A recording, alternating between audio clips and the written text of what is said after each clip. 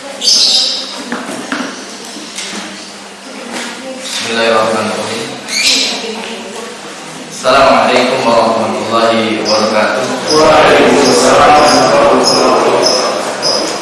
Innal hamdalillah nahmaduhu wa nasta'inu wa nastaghfiruh wa na'udzu billahi min shururi anfusina wa sayyiati a'malina may yahdihillahu fala mudilla lahu wa may yudlil fala hadiya lahu. Asyhadu an la ilaha illallah wahdahu la syarika lahu wa asyhadu anna Muhammadan abduhu wa rasuluhu la nabiyya ba'dahu. Allahumma shalli ala Muhammadin wa ala alihi wa sahbihi wa sallim tasliman katsiran. Qala Allah ta'ala fi kitabil karim wa huwa asdaqul qailin. Ya ayyuhalladzina amanu taqullaha haqqa tuqatih wa la tamutunna illa wa antum muslimun. Ya ayyuhalladzina amanu kutiba 'alaikumus shiyam kama kutiba 'alal ladzina min qablikum la'allakum tattaqun. Qala Nabi sallallahu alaihi wasallam, "Man shoma Ramadan imanan wa ihtisaban ghufira lahu ma taqaddama min dhanbihi. Man qama Ramadan imanan wa ihtisaban ghufira lahu ma taqaddama min dhanbihi." Shadaqallahul 'azim wa shadaqal karim. Amma ba'd. Jamaah jazakumullah. Kita lanjutkan dua pertemuan kita sudah membahas tentang motivasi-motivasi yang wajib untuk kita pahami tentang keutamaan keagungan dari bulan Ramadan dan seluruh aktivitas ibadah, seluruh fasilitas yang Allah siapkan untuk hambanya. Dan insya Allah sudah paling tidak kita punya pemahaman. Dan pada pagi hari ini kita lengkapi dengan secara khusus kita akan diskusi tentang fikih siam, fikih puasa. Jamaah rahimakumullah, hukum kita mulai dari hukum puasa. Yang pertama surat Al-Baqarah yang saya baca di awal tadi, ya ayyuhalladzina amanu, wahai sekalian orang yang beriman, kutiba alaikumus shiyam, telah diwajibkan atas kalian untuk siam, untuk berpuasa. Kama kutiba alal ladzina min qablikum, sebagaimana puasa ini juga telah diwajibkan atas umat-umat sebelum kalian. Jadi puasa itu, syariat puasa bukan syariat baru. Ya. Umat-umat sebelum kita, Rasul-Rasul sebelum kita sudah diwajibkan untuk ibadah puasa. Hanya saja teknisnya yang berbeda. Ibadah asalnya sama, perintah puasa, dan Islam menyempurnakan pelaksanaannya secara teknis. Ya, sebagaimana di awal dulu, pertemuan awal sudah kita bahas tentang sejarah pensyariatan puasa. La'allakum tattaqun, mudah-mudahan dengan puasa itu kamu bisa menjadi pribadi yang bertakwa. La'alla itu kata para ulama artinya bersifat harapan. Selama syaratnya dipenuhi maka harapan itu akan terjadi. Harapan itu akan terlaksana. Ya. Dengan puasa itu, dengan persyaratan yang dikehendaki terpenuhi, maka takwa itu akan diraih. Ini ayat ini adalah puasa, perintah puasa pada bulan Ramadan. Dalam hadis diriwayatkan oleh Imam Bukhari dan Muslim, Nabi SAW bersabda, "Bunyal Islamu ala khamsin." Bahwa Islam itu ditegakkan, Islam didirikan atas 5 perkara. Ya. Islam itu ditegakkan di atas 5 perkara. Syahadatu alla ilaha illallah wa anna Muhammadan Rasulullah. Yang pertama adalah persaksian tidak ada sebanyak hak kecuali hanya Allah, dan Nabi Muhammad SAW adalah Rasul utusannya. Ini tiang pertama. Wa iqamus shalah, dan menegakkan salat. Iqamus shalah wa ita'iz zakat. Apa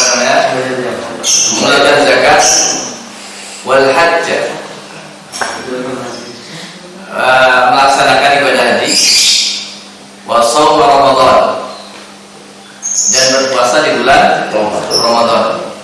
Jadi dia merupakan salah satu rukun arkan dari Islam.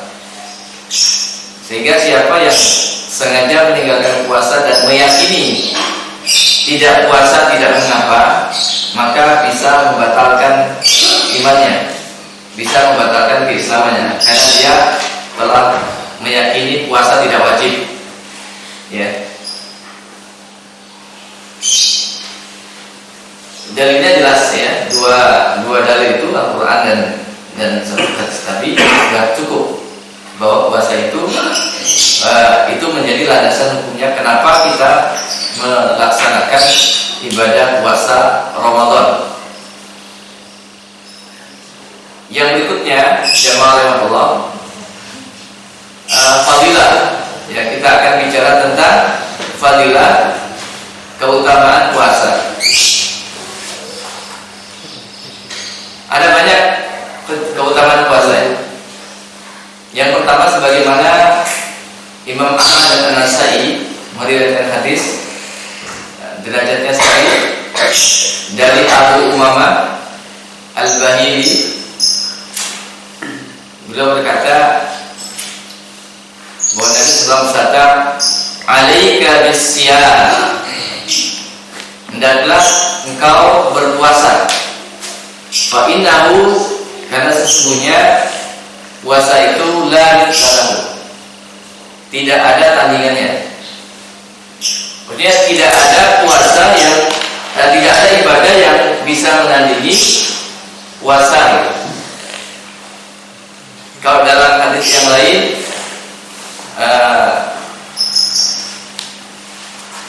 Nabi SAW bersabda bahwa Allah Subhanahu wa taala berfirman ya, Qudsi ya.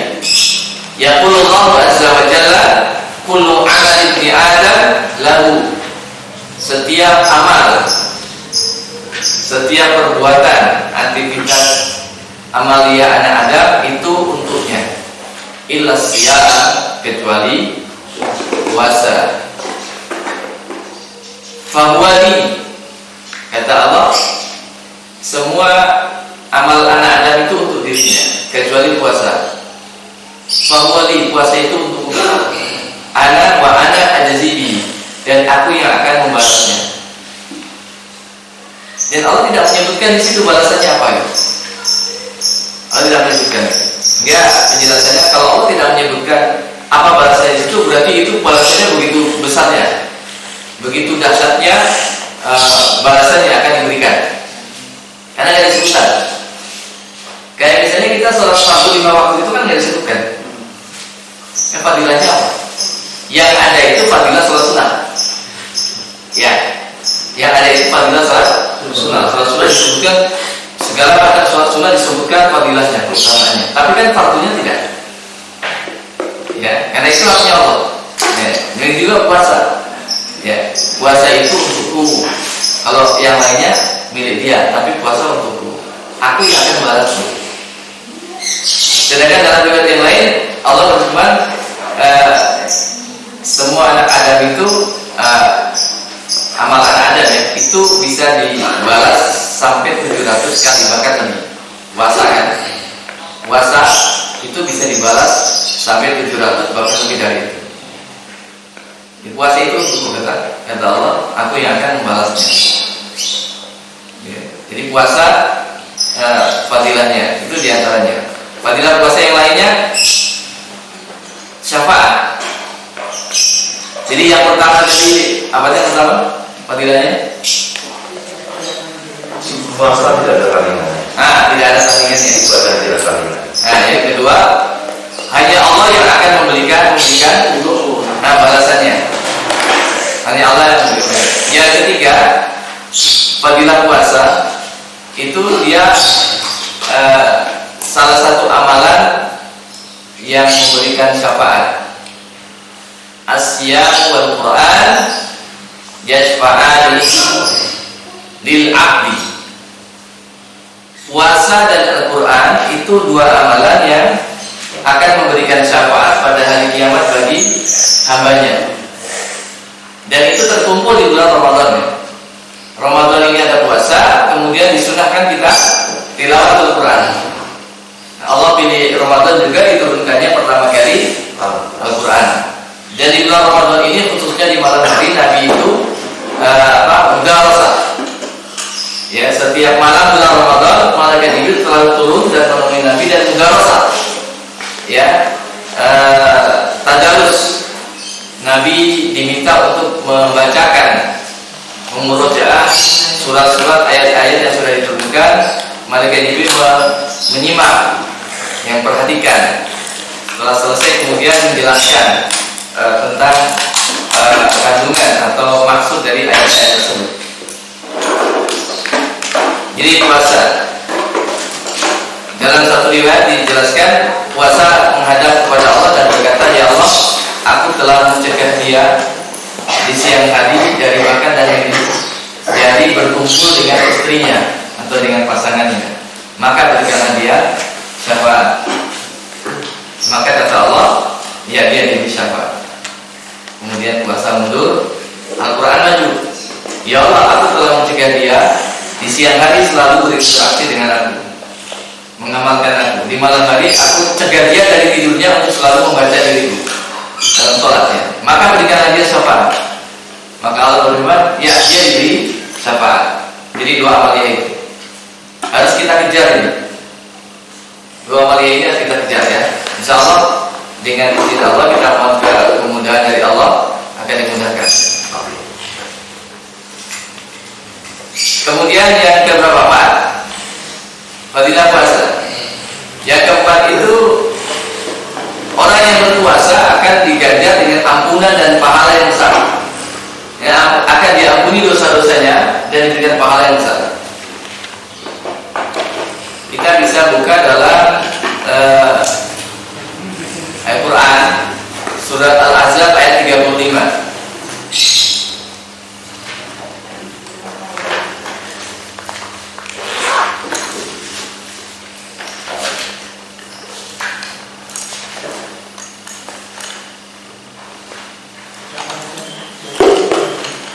Innal muslimina wal muslimati wal mu'minina wal mu'minati wal qanitina wal qanitati was sadiqin was sadiqina was sadiqati was sabirina was sabirati wal khashi'ina wal khashi'at wal khashi'ina wal khashi'ati wal mutasaddiqina wal mutasaddiqati was sha'imin والصائمين والصائمات والحافظين فروجهم والحافظات والذاكرين الله كثيرا والذاكرين الله كثيرا والذاكرات أعد الله لهم مغفرة وأجرا عظيما. Jadi orang yang muslim laki-laki dan perempuan, mukmin laki-laki dan perempuan, laki-laki yang taat, perempuan yang taat, laki-laki yang jujur, perempuan yang jujur, laki-laki yang sabar, perempuan yang sabar, laki-laki yang khusyuk, perempuan yang khusyuk, laki-laki yang gemar bersedekah, perempuan yang gemar bersedekah, shaimin, laki-laki yang ahli puasa, perempuan ahli puasa, laki-laki yang menjaga farjnya, kemaluannya. Demikian juga perempuan yang menjaga kemaluannya, kehormatannya. Wadzakirin Allah katsiran, laki-laki yang senantiasa berzikir, banyak berzikir, mengingat Allah. Dan demikian juga perempuan. A'addallahu lahum, Allah menjanjikan bagi mereka maghfiratan, ampunan, wa ajran 'aziman, balasan yang besar. Ya. Jadi orang yang shaum itu mendapatkan itu. Tentunya orang yang shaum kan dia seorang muslim, dia seorang mukmin. Orang yang shaum pasti orang yang jujur ya. Karena puasa kan melatih kejujuran. Gitu. Bisa aja dari rumah dia melu sahur ya. Siang-siang hari makan enggak ada yang tahu. Gitu ya, makan ada yang tahu, jajan gitu aman ya. Ya kan, melatih kejujuran. Gitu ya.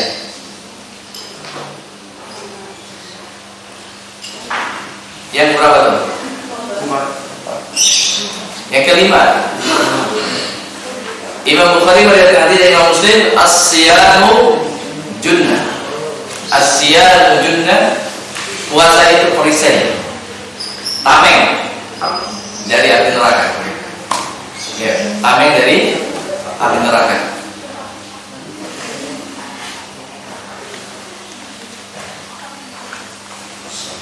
Yang berikutnya, puasa itu fadilahnya ada pintu khusus yang disebut Ar-Rayyan ya. Ini kita mengingatkan aja. Fil jannati samaniyat abwab. Di surga itu ada 8 pintu. Di antaranya ada pintu yang dinamakan fiha babu. Di antaranya di dalamnya ada pintu yang dinamakan Ar-Rayyan, yaitu pintu Rayyan. La yadkhuluhu illa shaimuna. Tidak akan memasuki pintu itu kecuali orang yang ahli puasa.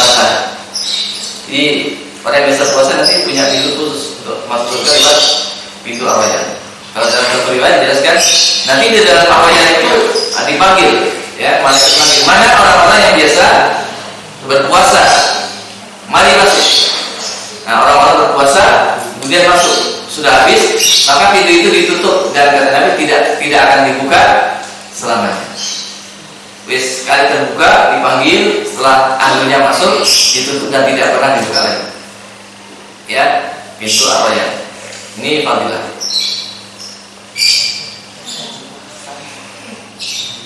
Kan biasanya orang kan tanya fadilah ya, iya, untuk memotivasi. Itu apa?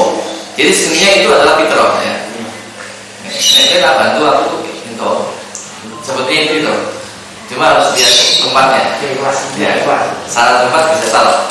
Tapi yang asal itu fitrah. Kalau aku berbuat ini, saya dapat keuntungan apa? Yang asal itu fitrah.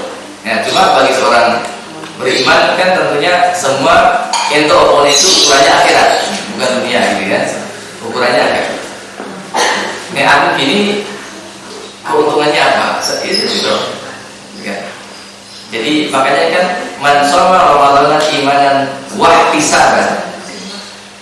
Barang siapa yang berpuasa di bulan Ramadan dengan berkeinginan wah ihtisab itu hisab. Ihtisab itu penuh perhitungan, hitung-hitung. Merah poso gitu. Hitung-hitung. Ya, orang berpuasa nanti dihitung-hitungnya aku poso kok sedilo sih baru merasa nih wong rugi. Jadi kan hitung-hitung. Makanya dimaknai ihtisab itu dimaknai ikhlas itu kan rugi ojo. Nanti kurang gitu kan. Semua diserahkan kepada Allah. Ya, itu sebagian ya di antara fadilah puasa. Kita masuk sekarang hikmah disyariatkannya puasa.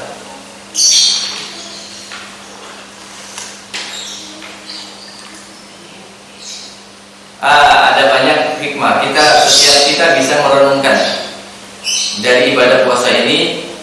Ketika puasa kemudian kita bisa merenungkan yang asal. Tiap kepala bisa beda-beda, bisa juga sama.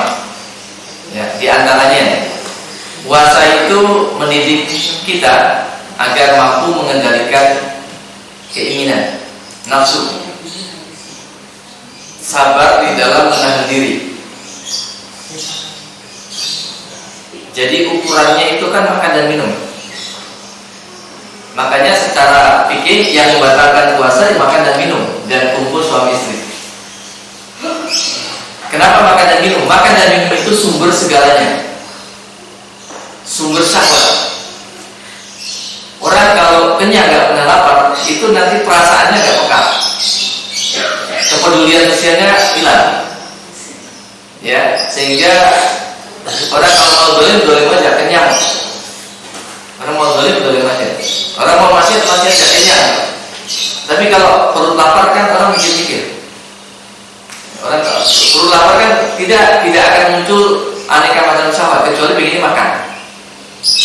Iya nggak? Kalau orang lapar gitu lihat lihat nafsu apa saja apa yang nafsu itu. Coba dilihat. Orang lapar. Orang lapar itu lihat harta suka nggak? Lapar. Nggak tertarik. Tapi orang kenyang, dia bisa bikin macam-macam. Kenyang itu bisa bikin macam-macam. Makanya tentunya di perut makanan. Oleh karena itu Nabi SAW bersabda, tidak ada anak Adam yang memenuhi bencana yang paling buruk kecuali dari perutnya. Dan menyebut perut itu bencana yang paling buruk. Sumber penyakit apa saja adalah perut. Penyakit itu adalah perut. Jadi makanya dia mendidik keinginan. Kalau terkendali puasa itu, dengan lapar itu dikendalikan emosinya, dikendalikan nafsunya, dikendalikan semua apa yang dia inginkan. Makanya sekali lagi agar puasa kita ke depan itu bisa baik, ya sesuai dengan namanya al-insan, ya mampu mengendalikan diri. Tidak usah berlebihan ketika berbuka. Ya, tidak perlu dimewah-mewahkan. Di awal-awal boleh lah, ya karena menyambut, ya di awal-awal boleh karena menyambut. Sekali-kali itu yang boleh, tapi jangan tiap hari. Kristian itu. Puasa itu hikmahnya yang berikutnya adalah bisa merasakan nikmat Allah. Buat orang itu merasakan nikmat.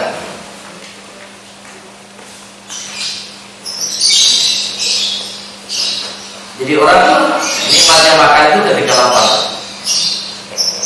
Nikmatnya makan itu ketika lapar.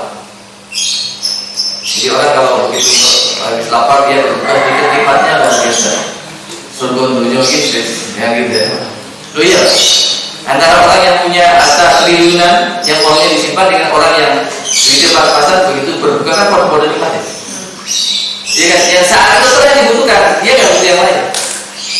Makanya dalam satu riwayat ada Nabi menjelaskan jika seorang itu dalam hari itu satu hari itu dia bisa makan, di hari itu dia bisa makan, dia bisa berteduh gitu ya, bisa berpakaian, sesungguhnya dunia sudah di depannya. Dunia di dalam genggaman. Artinya memang omongnya, omongnya kan makan des, sedang berpakaian, bisa berteduh, atau apa?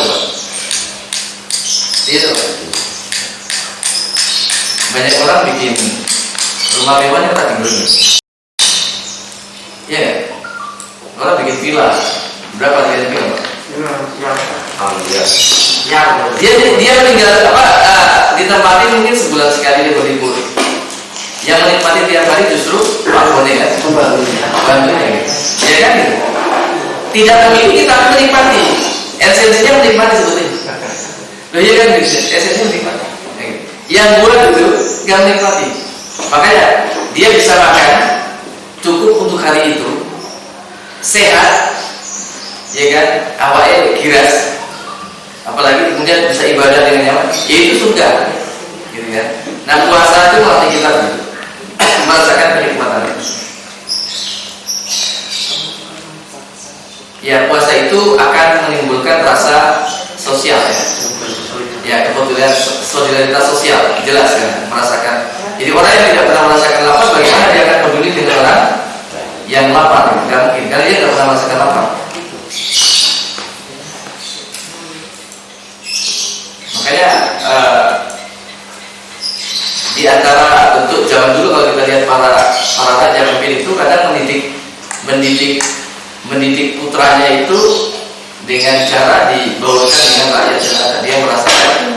Dia merasakan sengsaranya rakyat jelata itu. Ketika dia jadi pemimpin, dia bisa merasakan seperti ini loh. Makanya kemudian dia perasaan itu akan muncul. Perasaan apa istilahnya? Rasa sosialnya kepeduliannya akan muncul. Ya itu diantaranya ya, bisa digali lagi yang lain. Yang pasti puasa itu hikmahnya memanusiakan manusia. Jadi, puasa itu memanusiakan manusia. Karena mengendalikan nafsu, mengendalikan seluruh keinginan, syahwat.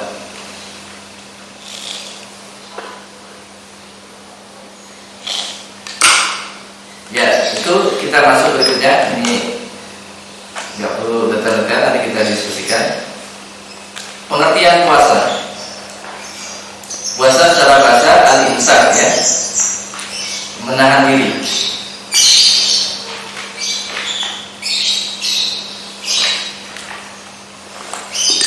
Secara pengertian definisi puasa itu al-imsaku anil akli wa syurbi, menahan diri dari makan dan minum, dari berkumpul dengan pasangannya di siang hari Ramadan, dan dari segala perkara yang merusak pahala puasa sejak terbit matahari, terbit fajar sampai terbenamnya matahari, diniati semata-mata karena Allah Subhanahu wa taala. Itu pengertiannya. Jadi menahan diri dari makan dan minum dan berkumpul dengan pasangannya ini secara fikih. Ini secara fikih. Makanya batalkan puasa itu kan minum dengan sengaja, berkumpul suami dengan sengaja, gitu ya. Itu batal puasanya.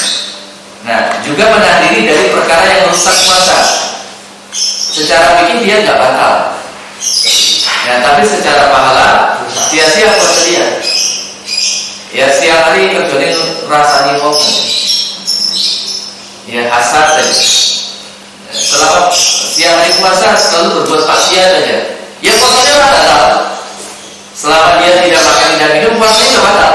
Tapi pahalanya yang batal. Sia-sia. Ya, nanti kan kesana gitu ya.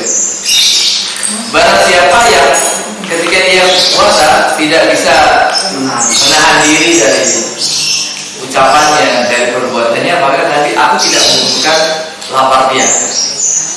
Aku tidak membutuhkan lapar dia. Ini enggak jadi perlukan. Ya.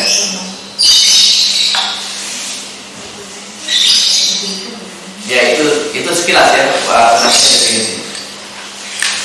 Ya, kita masuk fikihnya sekarang ya. Fikih puasa. Ini mengulas saja, sifatnya mengulas.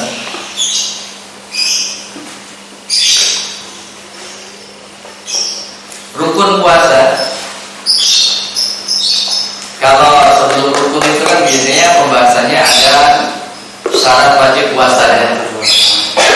Syarat wajib puasa yang jelas muslim, dewasa, berakal sehat. Itu syarat umum sebetulnya ibadah ya.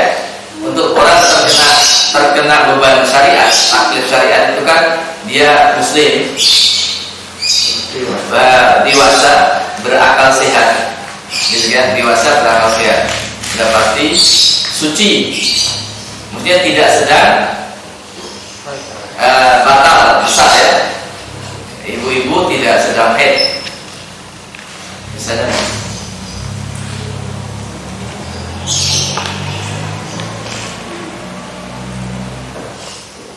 Telah masuk waktu,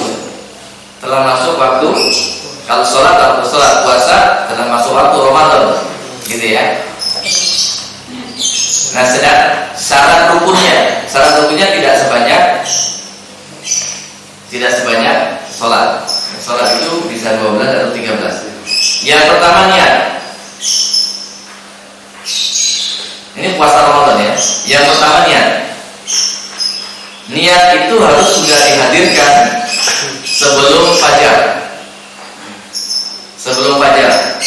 Niat sudah dihadirkan. Tidak bisa puasa Ramadan niatnya setelah lewat fajar.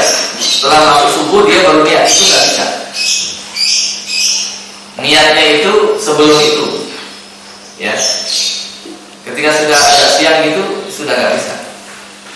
Beda dengan puasa sunnah. Puasa sunnah itu bisa berniat siang aja juga bisa, selama sejak subuh sampai siang itu dia belum kemasukan makanan apapun itu. Boleh ya. Kayak Nabi kan pernah sudah pagi nih bertanya kepada istrinya nih. Tanya ada makanan apa? Enggak ada makanan. Kalau kita puasa, itu udah siang. Jadi puasa sunnah bisa mendadak.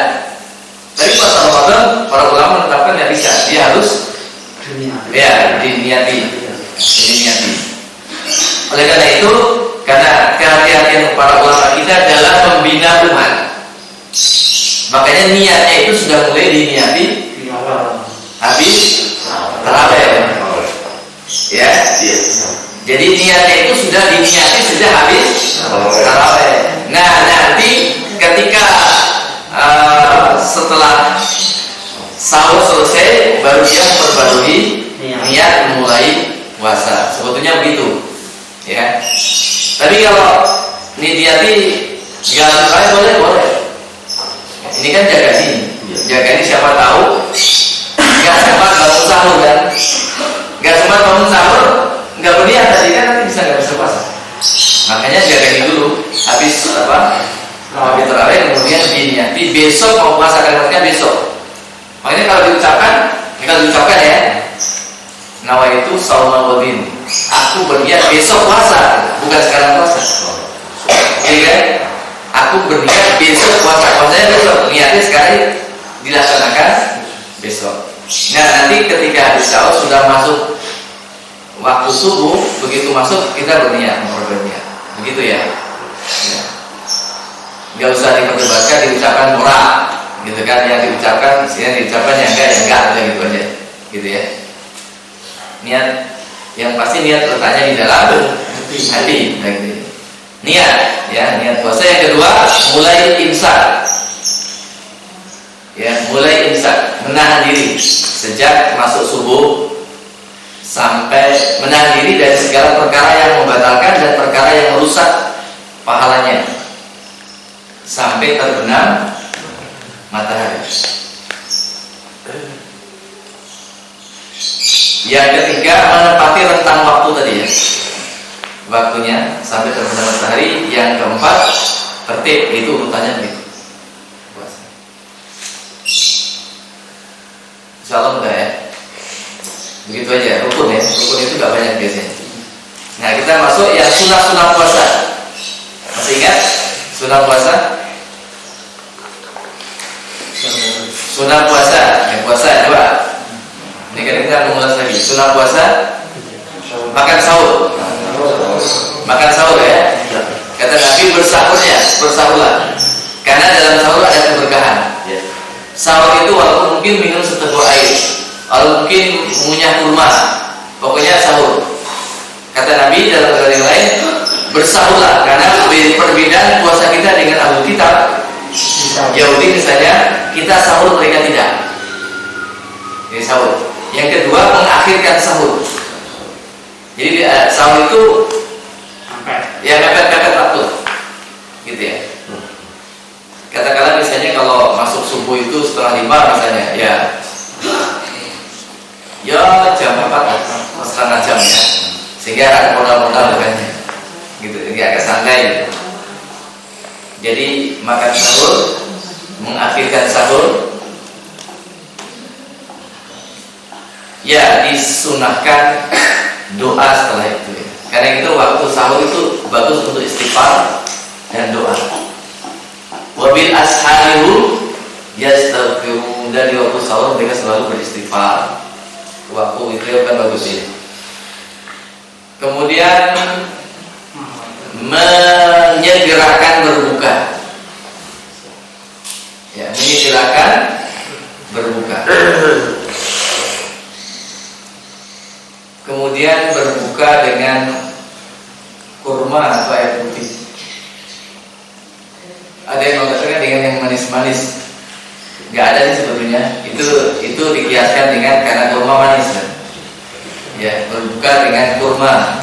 Didahului dengan kurma, nanti kurma dan minum air putih. Nabi itu begitu, kurma dan air putih itu cepat menyerap. Ya, kalau kita biasanya berpola ya.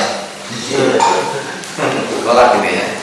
Ya, air putih dulu baru kurma. Maka disediakan. Pokoknya disediakan kita untuk sunah hati. Jadi di rumah itu paling ada kurma. Jadi kurma dulu 1 butir atau 2-3 gitu. Minum air putih sudah, setelah itu nyantap yang lain. Gitu ya. Nikmatnya biasanya gorengan. Kalau dia terus. Nah, coba ya. Kalau masuk gorengan, palu habis semua di mana-mana itu. Gitu kan.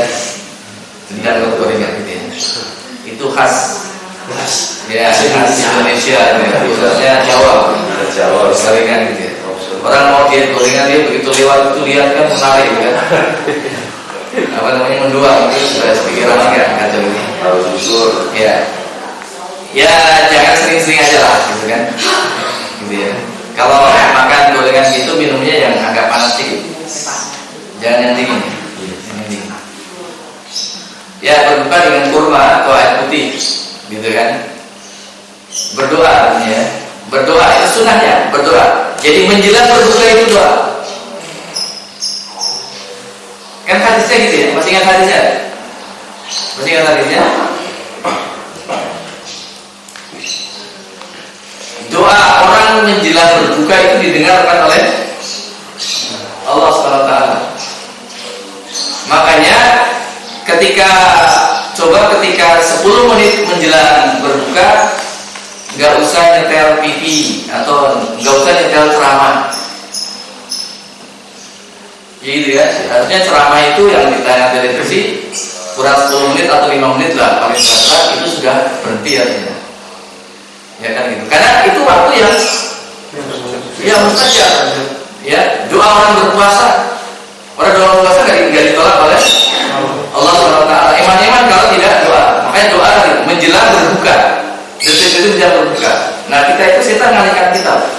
Ada ceramah apa televisi di radio. Gitu kan apalagi orang ngebuburit itu betul. Ngebuburit itu apa? Jawa Barat ya. Artinya Itu satelit. nyambi ya. Lampu. Ya gitu kan. Itu sengaja itu sampel gitu kan. Ya sekali-sekali boleh lah. Tapi kan gimana? Daripada laku-laku kenapa nggak doa? Allah siap mendengarkan kok. Allah siap mendengarkan doa kita. Kenapa kan nggak kita minta gitu kan?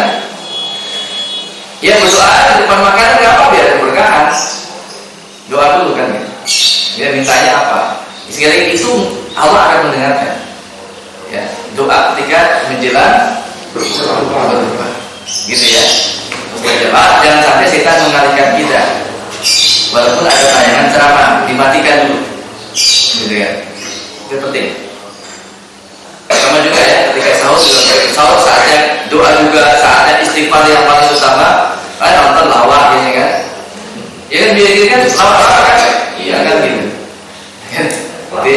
Jangan sampai kita dicolong, dicuri. Waktu itu jangan sampai dicuri. Itu aja saya ingatkan. Itu sunahnya, sunah. Apalagi? Apalagi? Ya? Ya, kembali. Ya, setelah bulan puasa ya, banyak zikir, banyak doa, baca Quran ya, di siang hari terutama ya, gitu. Ya, amal-amal sunnah lah, itu dikerjakan sama kita berpuasa. Itu kan bagus ya. Kita kerjakan sesuatu amal-amal soleh dalam keadaan kita berpuasa. Apalagi? Satu dua kepala ini ngingatin aja.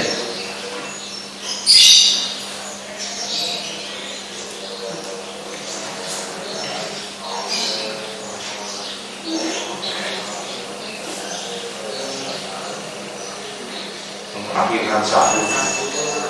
Tadi sudah.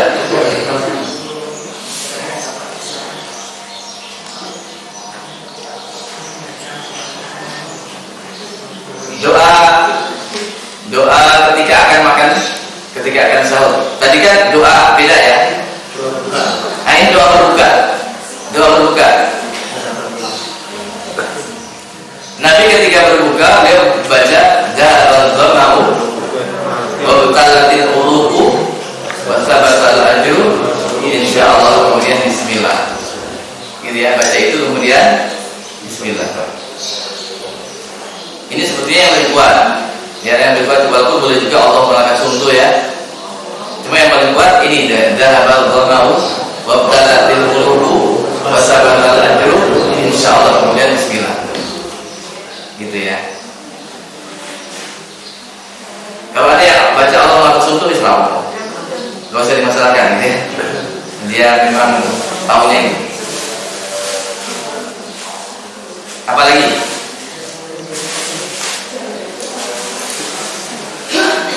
Ya itu sunnah-sunnah ya.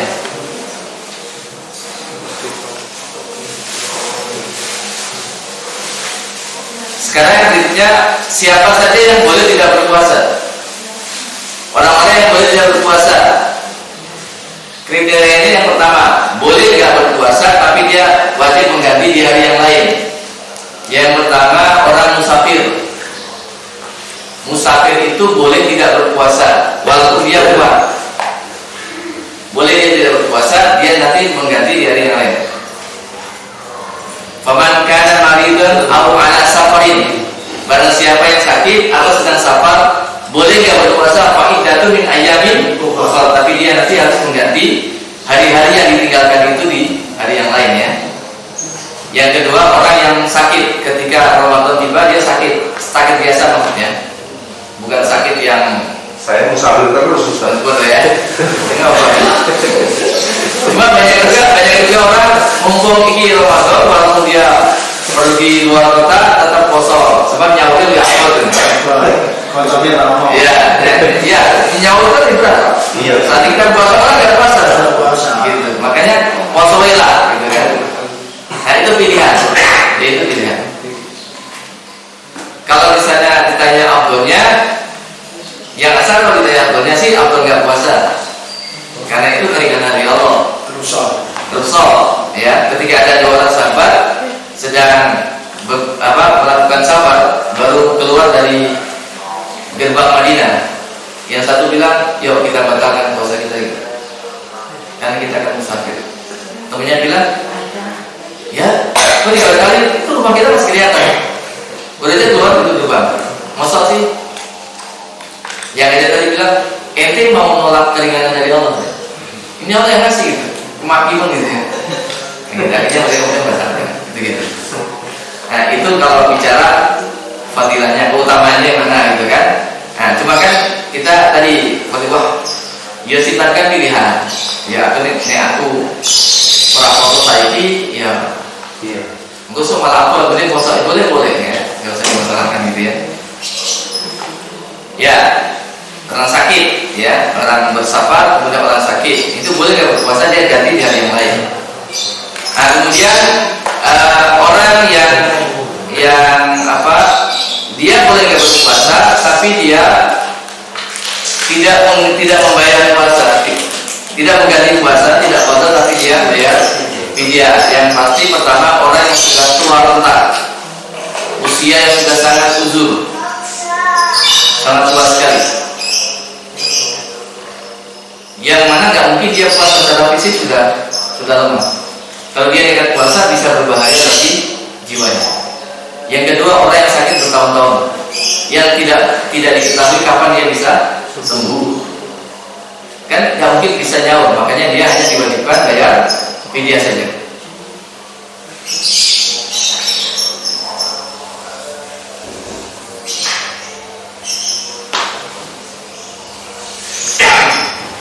Nah itu ya yang kedua. Yang ketiga orang yang kategorinya ini lah wanita hamil, wanita menyusui. Ya, ada pendapat yang mengatakan wanita hamil atau menyusui dia cukup boleh pilih, dia bayar fidyah saja atau dia nanti qadha. Gitu kan, yang diqadha. Ada pendapat yang mengatakan ya dua-duanya. Kalau dia sekedar khawatir, kalau sampai di sini memang ada. Kalau dia khawatir dan dia khawatir dengan kehamilannya, dengan janinnya atau dengan bayinya menyusui, maka dia nanti wajib fidyah, tapi juga wajib qadha.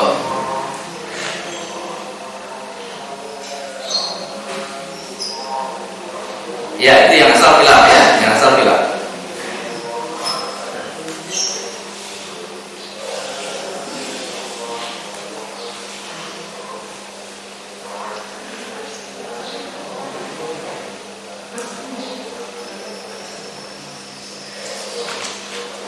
Ya, sekarang nanti yang kurang bisa ditambah gitu sih.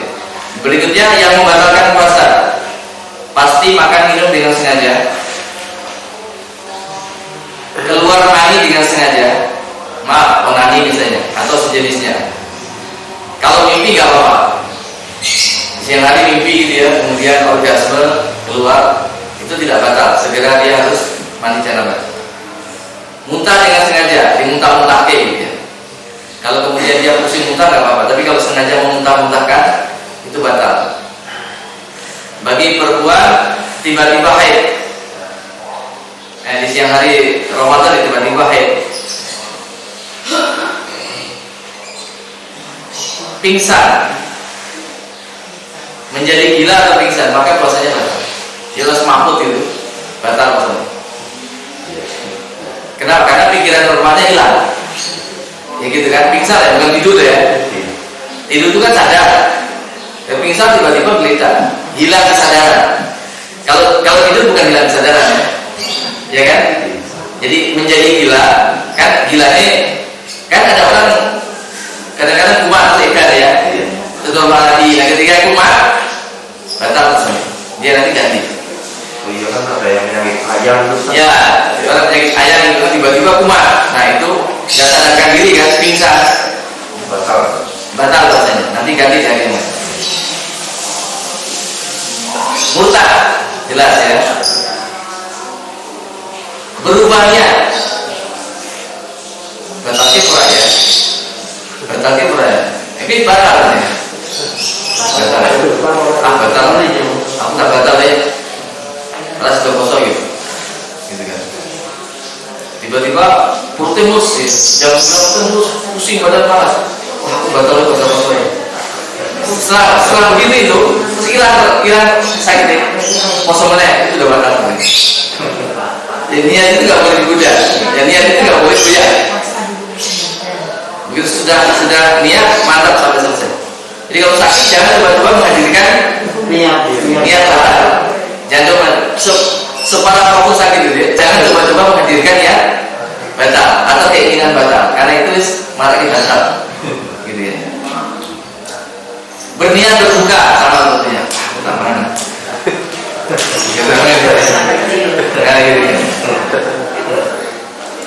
Mungkin kalau Ramadan enggak ya, tapi puasa sunnah bisa jadi. Puasa sunnah gitu kan, bijak yang dari kalau itu disediakan tongkleng, kasih. Mana dia? Berarti lah itu, misbah ada. Jadi ini harus.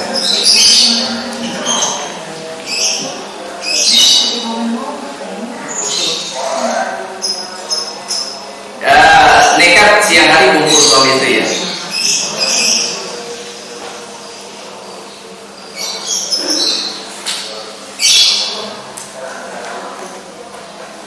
Dan ini resikonya kalau nekat kumpul suami istri siang hari, resikonya dia harus ganti puasa 6 bulan, 6 hari. Ya 2 bulan berturut-turut nggak boleh jeda. Wis seket songo, jadi yang tidak batal. Balik mana sekolah? Gitu kan?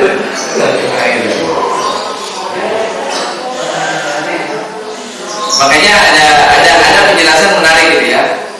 Ada pertanyaan gini, bolehkah di siang hari puasa mencium istrinya?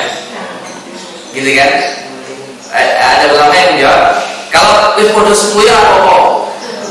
Ini jenong orang itu. Karena nama ini gitu kan, sepuh kan setelah gitu ya. Jadi kalau masih muda jangan, ya jangan mengarahkan ke sana, nanti malah 12 dan 60 hari, gitu loh, resiko kan. 30 hari ternyata kan, 60 hari gitu kan, ya. Nah gitu ya, resiko. Sekarang perkara-perkara yang dibolehkan sifatnya mubah selama siang Ramadan. Mandi sebetulnya, mandi ya. Mandi apa? Mandi seger, mandi biasa ya. Mandi biasa boleh, jelaskan nggak ada larangan. Mengakhirkan mandi junub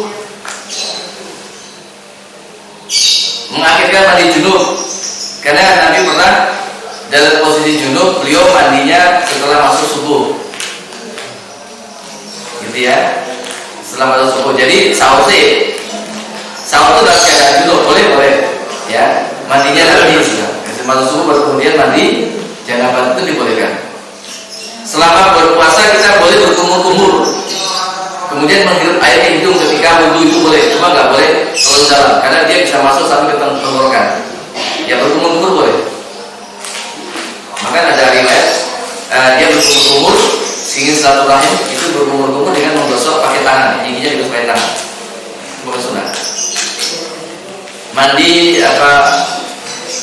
boleh mencicipi masakan. Ini kira-kira kurang asing murah, tapi nggak ditelan gitu. Ya segala diludahkan lagi. Risiko. Nggak boleh ditelan pokoknya, diludahkan lagi. Kan ngerasain aja kan ujung tidak ya. Ujung nanti akan kayak gitu. Sekedar bilang saja, oh ini sudah pas rasanya. Ya, boleh. Untuk lebih mantap lagi setelah itu berkumur. Ini kan. Esas spirit orang TV ya.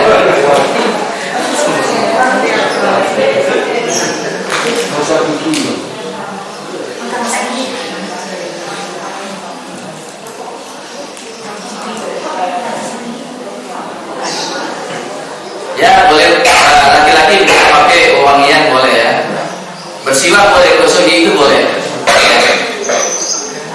Menggunakan celak mata, karena laki-laki di sini sudah pakai celak. Jadi nggak bisa dipakai celak gitu. Mau lebih culok dong. Nyoba itu nggak pernah bisa ya.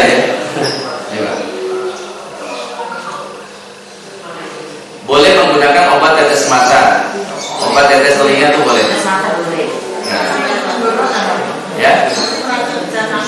Itu kalau kelamaan darah. Ini setelah itu jangan. Kalau darah dia akan masuk. Ya. Dan jangan banyak-banyak. Jadi data-data ketip-ketip sudah, setelah itu kita biasa. Kalau kita gini dulu ketip-ketip, dia nanti masuknya ke sana. Teknisnya begitu, dikit aja, ya. Jangan terus. Yang suntik. Yang suntik gitu lah. Kalau suntik tapi nggak datang. Jadi kalau suntik dan sejenisnya itu kan Tidak ada lubang. ya ada yang membolehkan, ada yang membatalkan. Karena bagi yang membatalkan itu mengatakan bahwa itu bukan kategori makan, karena makan itu harus melewati kerongkongan, tenggorokan. Ada yang membatalkan mengatakan bahwa kalau sampai disuntik berarti dia sakit. Sakit berarti iso batal masuk. Iya, kalau sakit itu jangan puasa. Akan begitu, nanti dikasih pada hari yang lain.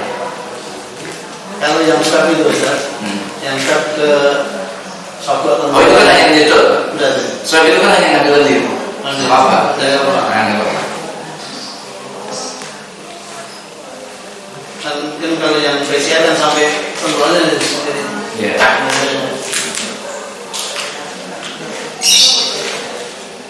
Ya itu diantaranya. Ini nanti kita diskusi ya. Makruh puasa, apa saja yang makruh itu sesuatu yang dilakukan. Beda dengan mubah ya. Mubah, kalau mubah itu Boleh tapi boleh, dia tidak ada nilai dosa, nggak ada nilai pahala, itu mubah.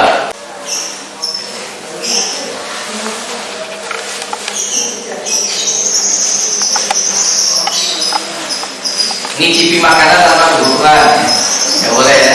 Tapi jajal ini apa lupa, kok agak begini ya. Misalnya begitu. Beda kalau ibu kan memang untuk rasain nggak dia masak kan. Ini nggak ada kepentingan masak, pakai nak kue ya, ikut kue. Nggak boleh itu, nggak disukai ya.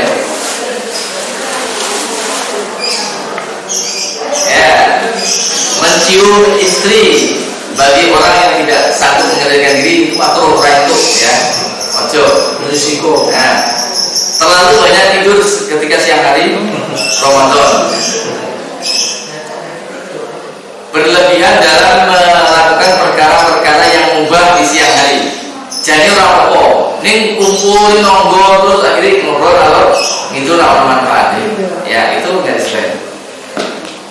Ya Allah ini sedikit tentang mengingatkan lagi fikih puasa.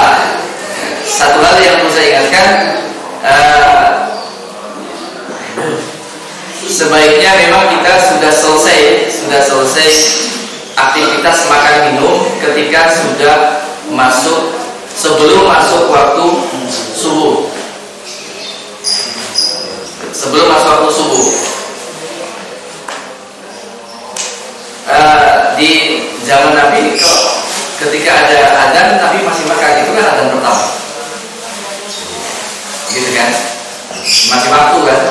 Terus adzan kedua sama waktu enggak boleh. Makanya ulama di negeri kita itu hati-hati. Dikasih jeda waktu 10 imsak. Ya, kalau ditanya dari ini ya ada.